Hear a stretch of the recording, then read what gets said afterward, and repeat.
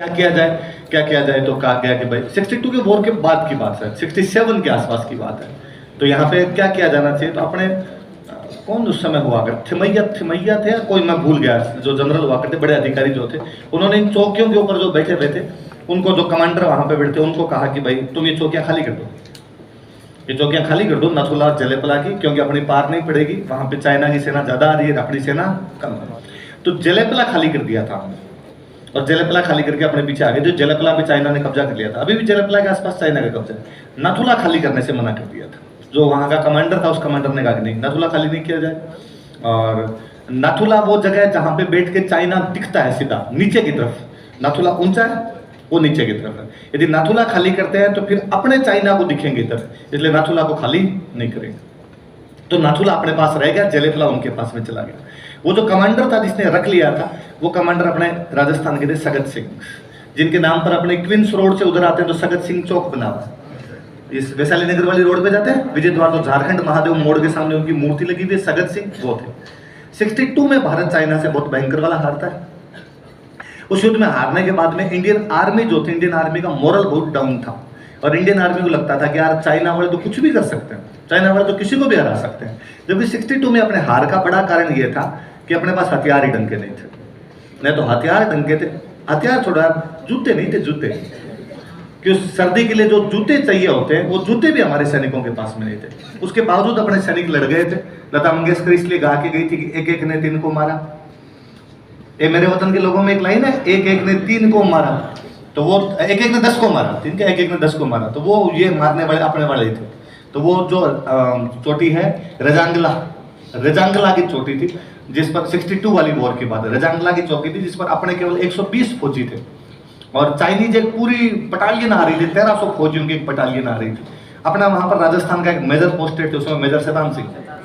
तो मेजर सैदान सिंह ने और अपने साथ में जो सैनिक थे, रेवाड़ी के आसपास के सारे फौजी थे, वो उन फौजियों को सबको कहा कि भाई नीचे से चाइनीज एक बटालियन आ रही है। पीछे वाली बटालियन पे मैसेज किया गया कि भाई क्या आप हमें सहायता दे सकते हैं, कवर दे सकते हैं, आप हमें हमारी सहायता के लिए आ सकते हैं। तो पीछे वाली बटालियन से आदेश आया कि हमारे पास कोई भी सहायता नहीं है, तो हम क्या करें, तो आप चौकी खाली कर दो, चौकी खाली करके वापस आ जाओ। तो सैदान सिंह ने अपने सैनिकों को बुलाया, सैनिकों को बुला कहा कि पीछे से न्यूज ये है, हाई कमांड की न्यूज ये है कि हमें चौकी खाली करनी चाहिए, चौकी खाली करके वापस जाना चाहिए। पर मैं मेजर सैदान सिंह यहाँ का आपका सीनियर ऑफिसर हूँ, मैं कहता हूँ कि हम चौकी खाली नहीं करेंगे, भले चाइनीज कितने भी आ रहे हो हम उनसे लड़ेंगे। पर मैं तुम सब सैनिकों को इस बात की छूट देता हूँ कि तुम चाहो तो चौकी खाली करके चले जाओ, मैं तुम्हें किसी को भी कुछ भी नहीं कहूँगा। पर फौज अनुशासन की पक्की होती है, फौज ने कहा नहीं साहब, साहब लड़ेंगे हम चले जाएंगे, ये कैसे हो सकता है, लड़ लेंगे, अपने साथ लड़ लेंगे। अब वो चौकी खाली करके आए नहीं, 120 1300 से लड़े, 1300 के 1300 चाइनीज मरे, 120 अपने मर गए। 120 ने 1300 मार दी थी उस युद्ध में, पर अपने वालों में कोई बचा ही नहीं। तो नीचे पता ही नहीं चला अपने वालों को कि हुआ क्या। इसलिए इंडियन आर्मी के उन 120 सैनिकों को भारतीय सेना ने समझा कि या तो चाइना पकड़ ले गई या भाग गए, तो भगोड़े करार दे दिए गए कि पता नहीं क्या हुआ क्या नहीं हुआ। हिमालय में बर्फ आ गई तो लाशों के ऊपर से बर्फ निकल गई। जब बर्फ पिघली तो नीचे जो कुछ जनजातियां रहती है ऊपर भेड़े भेड़े चराने के लिए जाती है, वो जब जनजातियां ऊपर की तरफ गई तब दिखा लाशें दिखी। तब वो एक चरवाहा बेचारा आया और उसने नीचे आके बताया साहब ऊपर लाश पड़ी। तो ऊपर जाके चेक किया तो पता चला यार यहाँ पे तो 120 तो फौजी अपने वाली बटालियन के पड़े और 1300 चाइनीज पड़े। तो समझ में है कि अपने वाले 120 1300 से हटा गए।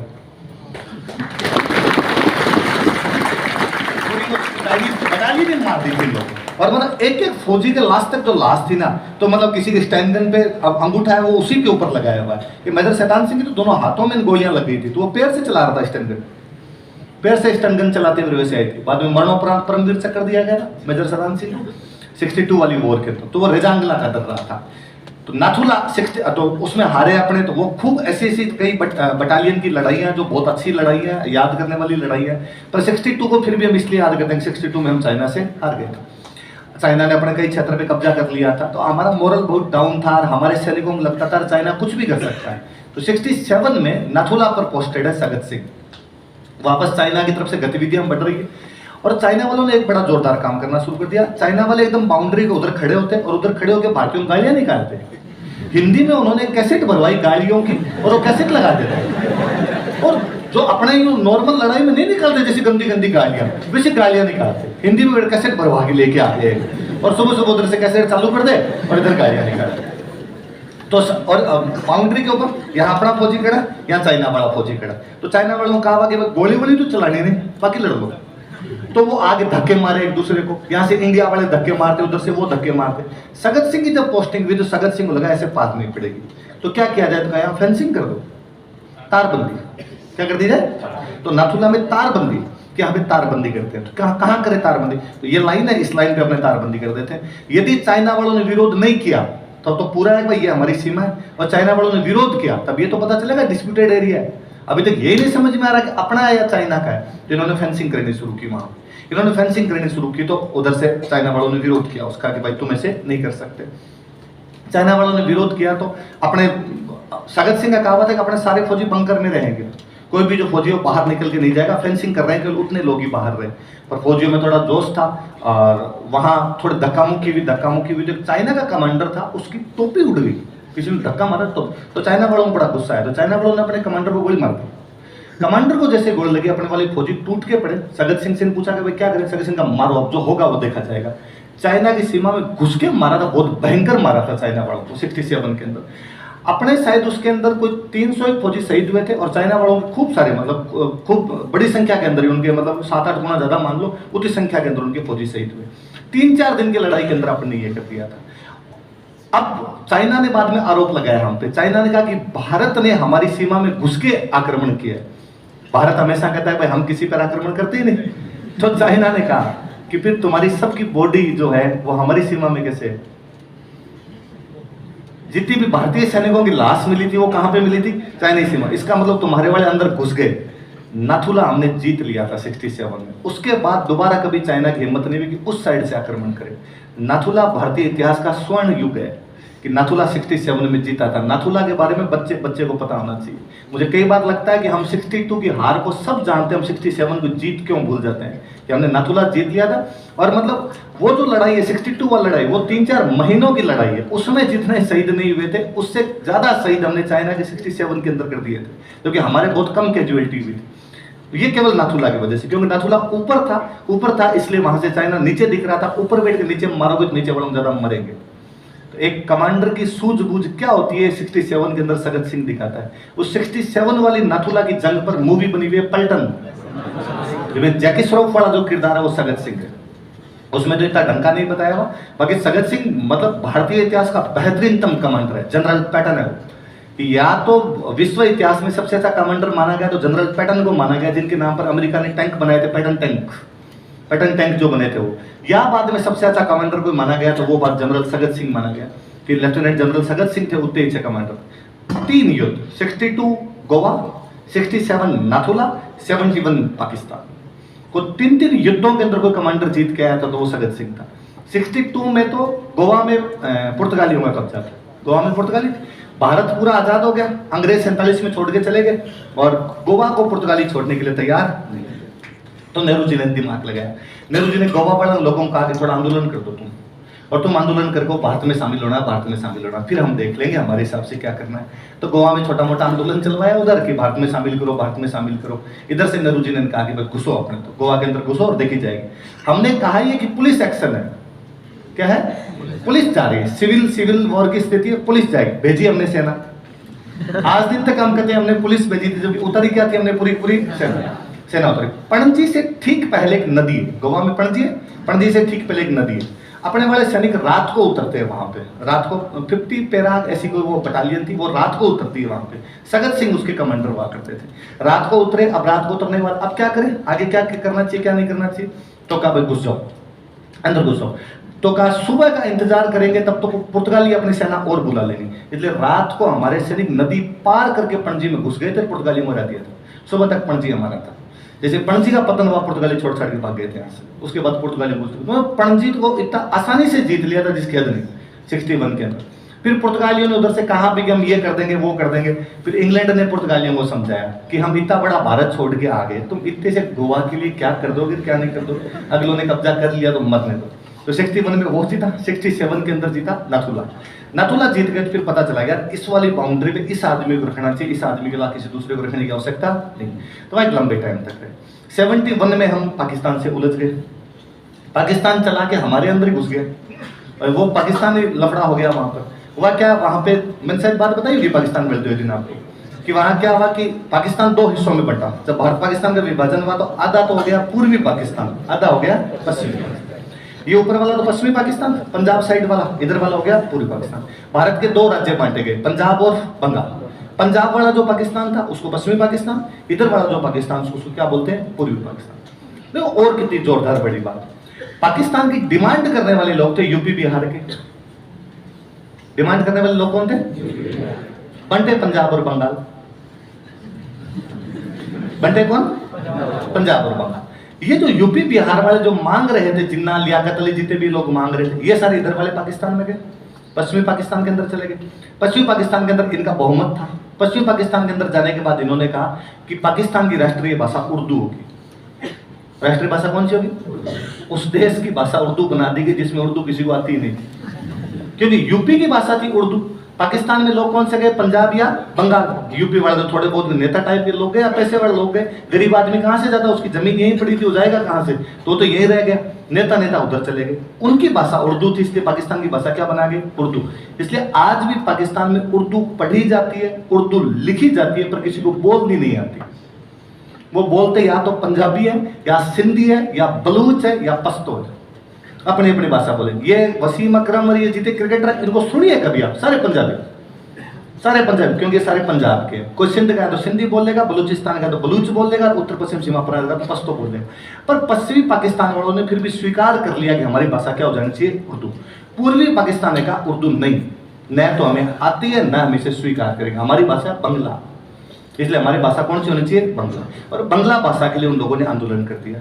21 फरवरी 1952 को ढाका यूनिवर्सिटी के बाहर कुछ लड़के आंदोलन कर रहे थे, पुलिस उन पे गोली चला देती है, लड़के शहीद हो जाते हैं। इसलिए 21 फरवरी को आज भी अंतर्राष्ट्रीय मातृभाषा दिवस मनाया जाता है। वह जंग जो भाषा के नाम पर शुरू की गई, धीरे धीरे आगे बढ़ी और इन्होंने कहा हम तो देश अलग लेंगे, बांग्लादेश। पहले का बांग्ला भाषा को मान्यता दो, अब क्या किया जाए, बांग्लादेश।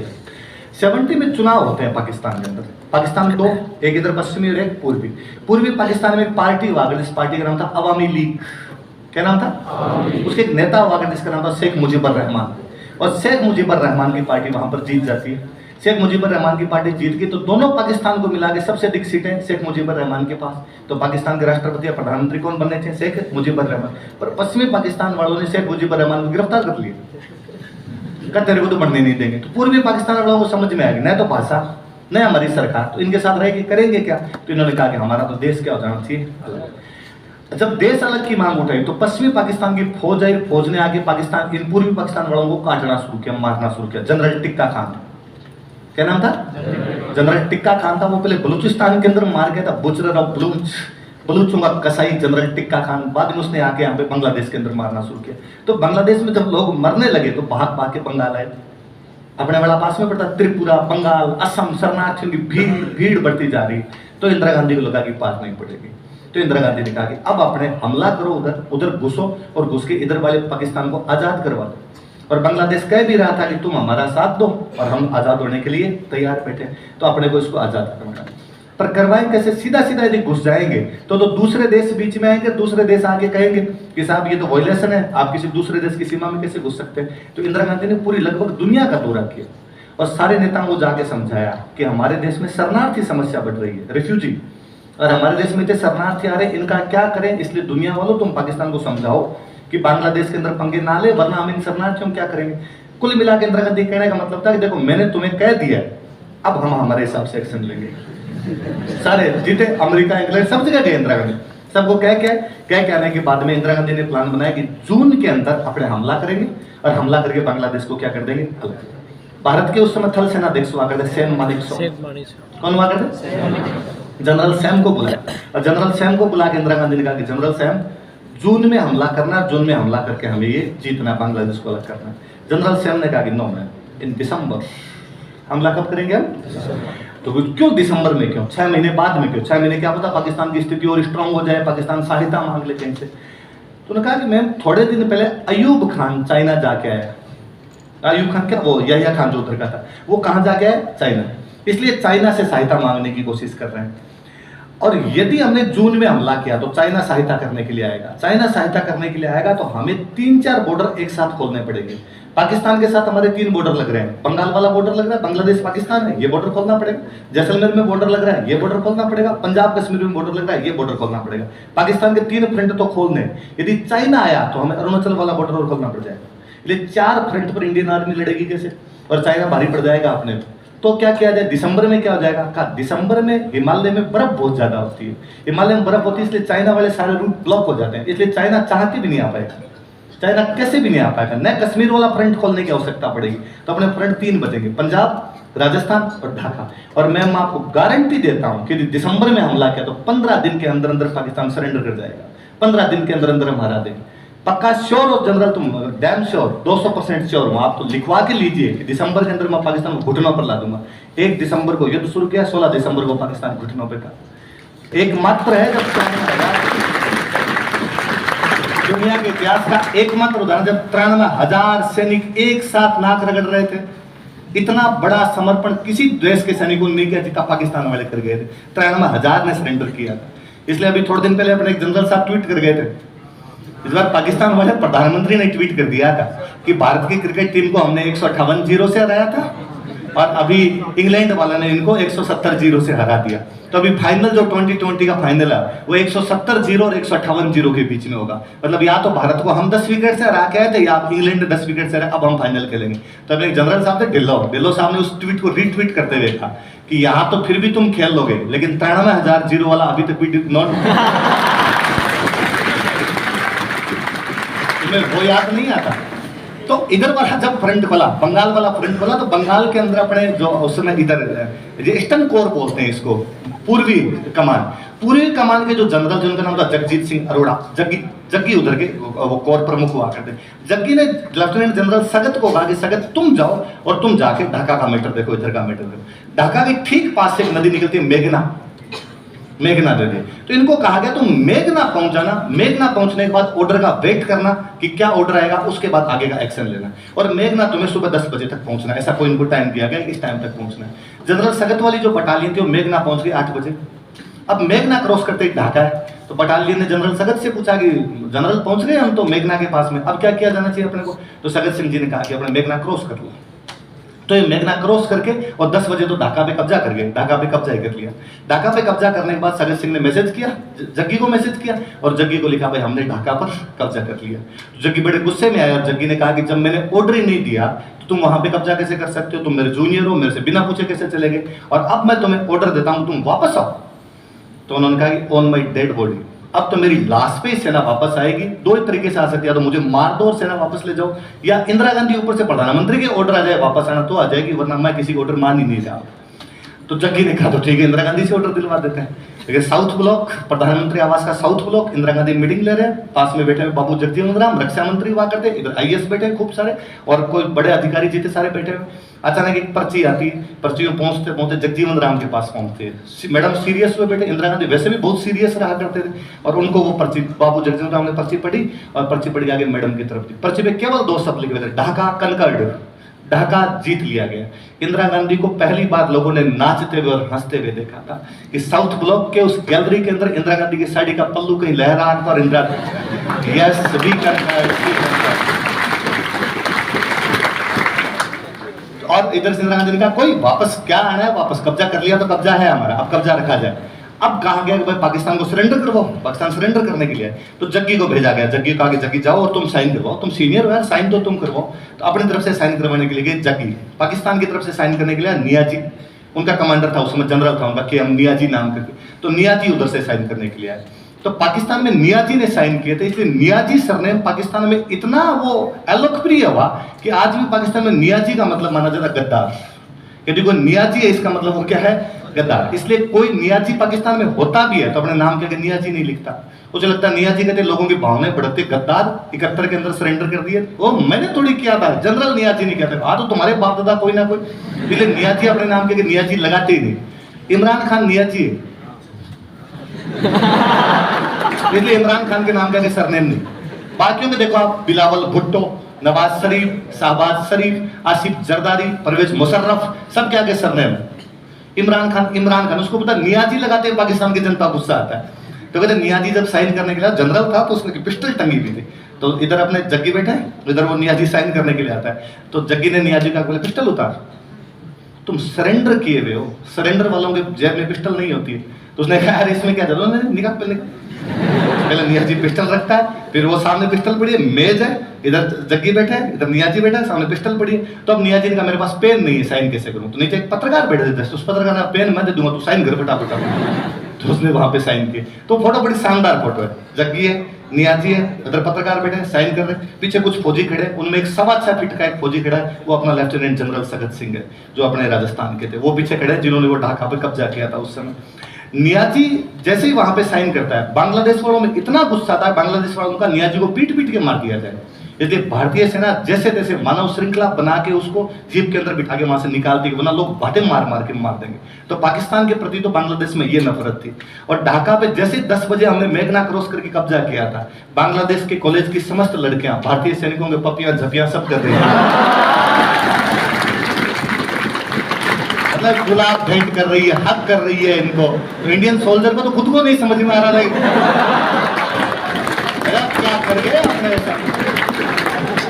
तो मुझे हमेशा लगता है कि यार इतिहास की किताबों में क्या पढ़ाते हो क्या नहीं पढ़ा। 71 का वॉर पढ़ाया जाना चाहिए, स्वर्णिम इतिहास है हमारा। बच्चा जाने कि हमने 16 दिन के अंदर पाकिस्तान को घुटने पे ला दिया था, उस पाकिस्तान को जो अमेरिका के बलबूते और नाच रहा था। और वो युद्ध इतना शानदार युद्ध, एक वेल प्लान्ड है, होता ना, मतलब आदमी सोचता है मैं ये करूंगा, इसके बाद ये करूंगा, इसके बाद ये करूंगा, एग्जैक्टली वैसा है। पाकिस्तान, दोनों जब पाकिस्तान अलग हुआ करते तो पश्चिमी पाकिस्तान को पूर्वी पाकिस्तान से मिलाओगे कैसे? इंडिया के ऊपर से जाना पड़ेगा, इंडिया के ऊपर से जाना पड़ेगा। तो उनके हेलीकॉप्टर अपने यहां से उधर जाते, कराची से हेलीकॉप्टर उड़ा ढाका गया, लाहौर से हेलीकॉप्टर उड़ा ढाका गया, अपने ऊपर से जाता। इंदिरा गांधी 70 के आसपास में पाकिस्तान की एयर बाउंड्री बंद कर देती और कहा कि पाकिस्तान का एक भी जहाज इंडियन एयर के ऊपर से जा नहीं सकता, क्योंकि तुम है ना इधर बांग्लादेश के अंदर पंगे ले रहे हो, तुम्हारे शरणार्थी आ रहे हैं, इसलिए हम तुम्हारी वायु सीमा को क्या करते हैं, बंद। तो पाकिस्तान के जहाज कहां से जाएंगे? तो पाकिस्तान के जहाज कराची उड़ते, फिर वो नीचे की तरफ उधर ईरान की तरफ से होते हुए श्रीलंका आते हैं, श्रीलंका से बाद में जाते उधर आगे की तरफ जाते।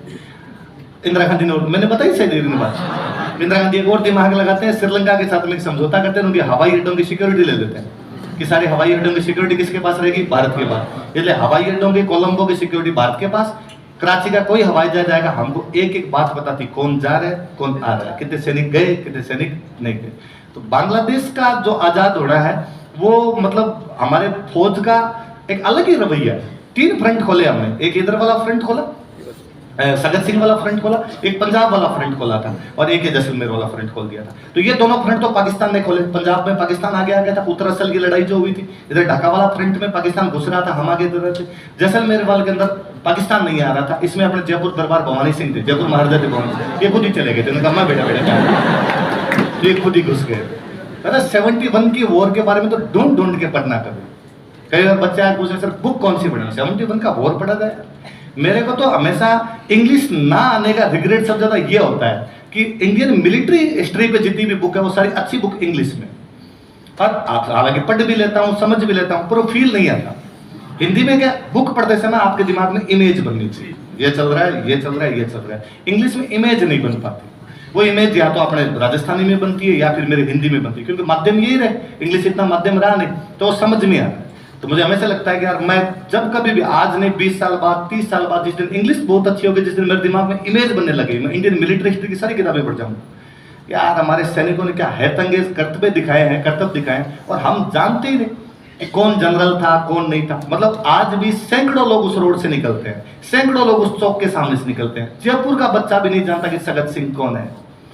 जबकि आप बीबीसी पे एक डॉक्यूमेंट्री पढ़िए सगत सिंह की, सुनना, उसमें इंडिया के जो भी बाकी जो सेनाध्यक्ष रहे हैं, जितने भी बड़े बड़े कमांडर हैं, उनका सुनो, अरे सगत थे, उनसे बेहतरीन कमांडर नहीं मिलेगा। पैटर्न के बराबर, उनके बराबर उस बंदे को माना गया। सुनोगे कभी? आज सुन लेना बीबीसी वाली वो तो 71 की वॉर पे, और वो रेहान फजल की आवाज में, रेहान फजल की आवाज वैसे मोहब्बत सी करवाती है आप लगता है सुनते जाए, इससे अच्छी आवाज और क्या हो सकती है बीबीसी पे। रेहान फजल से ज्यादा अच्छा सुनना कुछ ही नहीं। कोई किसी मरते हुए आदमी से पूछे कि अंतिम इच्छा क्या है, तो मुझे लगता है उसे बताना चाहिए कि मैं रेहान फजल की आवाज सुनना चाहता हूँ। कि बीबीसी पे रेहान फजल जितना सुंदर बोल रहे हैं उतना कोई नहीं बोल रहा है। तो आज घर पे जाके सुनना आप 71। और कल मैम पढ़ाए तब याद करना वापस कि नाथुला और जलेपला क्या है। नाथुला हमारे सिर का मुकुट है। नाथुला हमने 67 में जीता था। नाथुला में 67 में हमने चाइना को मार के वापस भगाया था। हमने 62 की हार का बदला लिया था। नाथुला दर्रा नहीं है, नाथुला मुकुट है। नाथुला को केवल इसलिए नहीं कि ज्योग्राफी में आता है, एक नाथुला एक दर्रा पढ़ लिया गया। नाथुला के अंदर हमने ब्लॉक किया था, चाइना को बताया था कि अब तुम वापस इधर से आने की तो कोशिश कम से कम नहीं करो। तो जलेपला हम खो चुके थे, लेकिन नाथुला हमने रख लिया था। वो भी हमें राजस्थान की कमांडर की वजह से रख लिया। और बड़ी बात है देखो, हाँ।